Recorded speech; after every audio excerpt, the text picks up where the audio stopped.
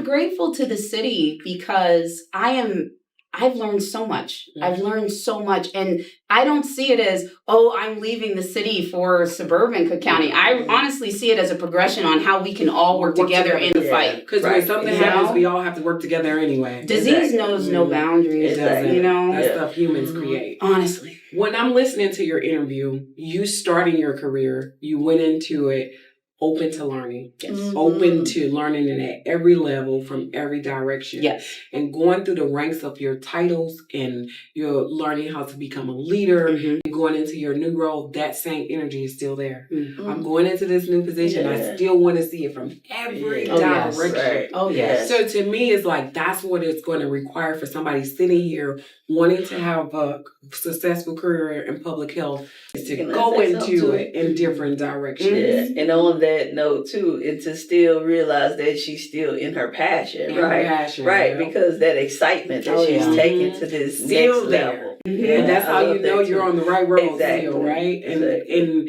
having that level of happiness. Absolutely. And I think one of the things that I think is important for us when we're starting new positions, especially in these leadership positions, is what my new supervisor has coined, hit the ground learning. Okay. I like that. Hit the ground learning. Understand the systems before you want to come in and crash and burn. I want to make a name for myself, so we're going to totally change this. And we're changing crazy because there's foundations already built in these things. Correct. Yes. Let's learn. Let's listen. Let's learn. Let's discuss. All of that first. Let's gather an understanding first before we start changing things. Okay. Yep. Yeah. So don't run into it. We're gonna walk into it. We're gonna learn. See what's already been built. Absolutely. See what's already been built. I love that because it seems like that's one of the things about our city. And I don't want to stray too far off at this point, but that's one thing about East St. Louis. It seems like we're always stagnant.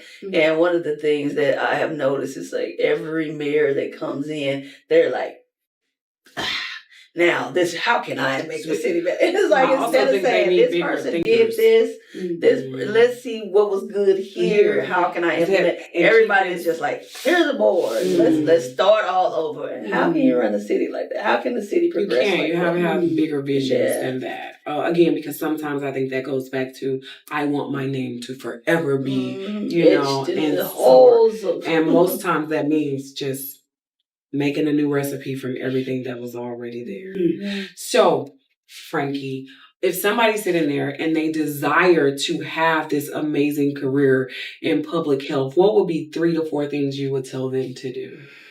Well, 4 is my favorite number. I have 4 things. The first is to have an elevator speech ready.